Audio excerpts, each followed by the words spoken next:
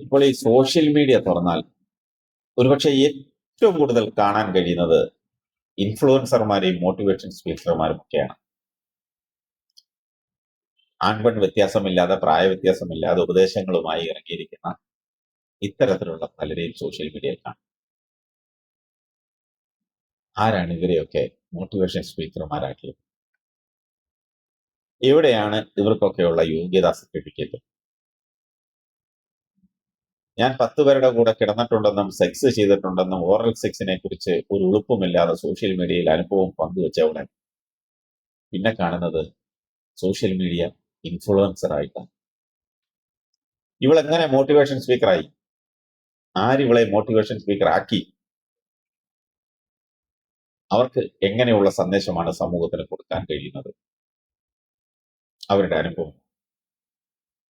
ഇന്ന് ഓരോ ടോപ്പിക്കുമായി സോഷ്യൽ മീഡിയയിൽ പലരും വരുമ്പോൾ എന്തുകൊണ്ടാണ് നിങ്ങൾ അവരുടെ യോഗ്യത പരിശോധിക്കാത്തത്? സമൂഹത്തെ ആധികാരികമായി തിരുത്താൻ, ജനങ്ങൾക്കിടയിൽ സ്വാധീനം ചെലുത്താൻ, സമൂഹത്തിൽ മാറ്റങ്ങൾ വരുത്താൻ അതിന് തക്ക അറിവും യോഗ്യതയും പ്രാപ്തിയും ഈ മോട്ടിവേഷൻ സ്പീക്കർമാർക്കുണ്ടോ എന്ന് എന്തുകൊണ്ടാണ് സമൂഹം വിലയിരുത്താത്തത്? സത്യത്തിൽ അറിവുള്ളവർ സോഷ്യൽ മീഡിയയിൽ ആരെയും ഇൻഫ്ലുവൻസ് ചെയ്യാൻ വരില്ല. അവർ യഥാർത്ഥ ജീവിതത്തിൽ തിരക്കുള്ളവരായിരിക്കും.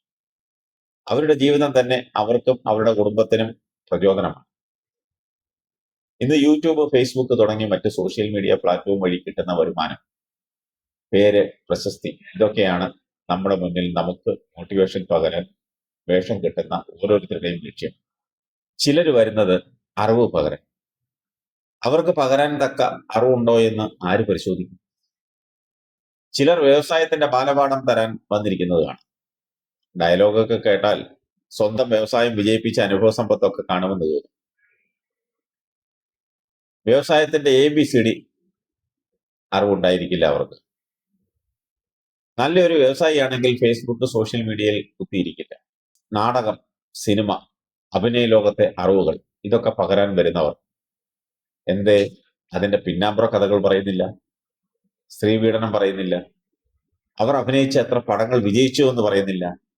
കുടുംബത്തെയും കുടുംബജീവിതത്തെയും പറ്റിയും ഘോരഘോരം പ്രസംഗിക്കാൻ വരുന്നവരുടെ കുടുംബജീവിതം പൊട്ടിയ വീണ പോലെയായിരിക്കും, ഒരു സംശയവുമില്ല. അത് മറച്ചു പിടിക്കാനുള്ള ശ്രമമാണ് ഈ മോട്ടിവേഷനും ഉപദേശവും ഒക്കെ. അതിന് ഏറ്റവും നല്ല ഒരു ഉദാഹരണം നമ്മൾ ഈ അടുത്ത സമയത്ത് കണ്ട ജിജി മാരിയോയും ജോസഫ് മാരിയോയുമാണ്. അത് തിരിച്ചറിയാതെ എത്രയോ പേരാണ് ജീവിതം തുലയ്ക്കുന്നത്. തന്റെ ജീവിതത്തെ അല്ലെങ്കിൽ മേഖലയെ പ്രൊമോട്ട് ചെയ്യാനുള്ള അവരുടെ കുതന്ത്രത്തിൽ ചെന്ന് നമ്മൾ കുത്തനെ വീഴുകയാണ്. ആരുടെയും ജീവിതം അതേപടി കോപ്പി ചെയ്യാൻ നമുക്ക് കഴിയുമോ? നമ്മുടെ കഴിവുകൾ, സാഹചര്യം, കുടുംബ പശ്ചാത്തലം, ചുറ്റുപാടുകൾ, കർമ്മം, വിധി ഇതെല്ലാം ഓരോരുത്തരുടെയും വ്യത്യസ്തമാണ്. അതിന് ടാറ്റയെ പോലെയോ അല്ലെങ്കിൽ അംബാനിയെ പോലെയോ അലക്സാണ്ടർ ചക്രവർത്തിയെ പോലെയോ ഒന്നും ആകാൻ നമുക്ക് ആർക്കും കഴിയുമോ? ആർക്കും കഴിയില്ല. എവിടെയോ നേരത്തെ വായിച്ച ഒരു സംഭവം ഓർക്കുന്നു. ഒരു പെൺകുട്ടിയെ പുരുഷ മെന്റർ ചൂഷണം ചെയ്തു എന്ന് മാത്രമല്ല, ആ കുട്ടിക്ക് പുറത്തു പറയാൻ പറ്റാത്ത പലതും സംഭവിച്ചു പോലും. കേസ് കൊടുക്കാൻ പറ്റാത്ത വിധത്തിൽ ഉന്നതത്തിൽ പിടിയുണ്ടെന്ന് പോലും. പുറത്തു പറഞ്ഞാൽ കൊന്നുകളയും എന്ന ഭീഷണി ഉണ്ട് പോലും. ആലോചിക്കുക. അംഗീകൃത യോഗ്യതയും നിലവാരവുമുള്ള സ്ഥാപനങ്ങൾ, വ്യക്തികൾ, അവരാകട്ടെ ഈ ഇരുട്ടിൽ വെളിച്ചം പകരുക. മിക്കവാറും ആശുപത്രികളിൽ കൗൺസിലിങ്ങിന് പ്രത്യേക സൗകര്യമുണ്ട്. കൗൺസിലിംഗ് മാത്രം നടത്തുന്ന സ്ഥാപനങ്ങളുണ്ട്. ജീവിതത്തിൽ ഒന്നിനും കുറുക്കുവഴികളില്ല. നേരായ മാർഗം തേടുന്നവർക്കേ ജീവിതത്തിൽ വിജയിക്കാൻ കഴിയും. അല്ലാത്ത വിജയങ്ങൾ പാതി വഴിയിൽ മുറിയും. അത് അല്പായുസായിരിക്കും. നമ്മെ സ്വാധീനിക്കാൻ നമ്മുടെ ഇച്ഛാശക്തിക്ക് മാത്രമേ കഴിയൂ. സാഹചര്യങ്ങളിൽ നിന്ന് പാഠം പഠിക്കുക. സമൂഹത്തിൽ നിന്ന് ഉൾക്കൊള്ളേണ്ടത് മാത്രം ഉൾക്കൊള്ളുക. അനുഭവങ്ങളെ ഗുരുവാക്കുക. മാതാപിതാക്കളോടും അറിവുള്ളവരോടും അഭിപ്രായം ആരായുക. തനിക്ക് താനും പുരയ്ക്ക് തൂണം നമ്മൾ സ്വപ്നം കാണുക. ആ സ്വപ്നത്തിലേക്ക് നടക്കാൻ ശ്രമിക്കുക.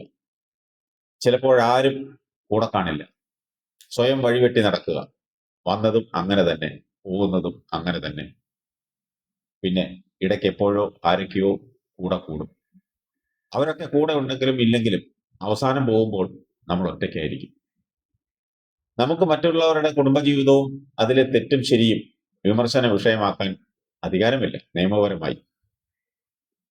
ഇക്കാര്യത്തിൽ നമുക്ക് നമ്മളിലേക്ക് തന്നെ ചുരുങ്ങാം. ചേർത്ത് പിടിക്കാൻ തന്ന കൈകളെ അതിനായി ഉപയോഗിക്കാം. തെറ്റുകളെ വെറുക്കാം. മഹാത്മാഗാന്ധിയെ പോലെ പാവത്തെ വെറുത്ത് പാപിയെ സ്നേഹിക്കുന്നവരാകാം. അതായിരിക്കും നമ്മുടെ ജീവിതത്തിന് ഏറ്റവും നല്ലത്.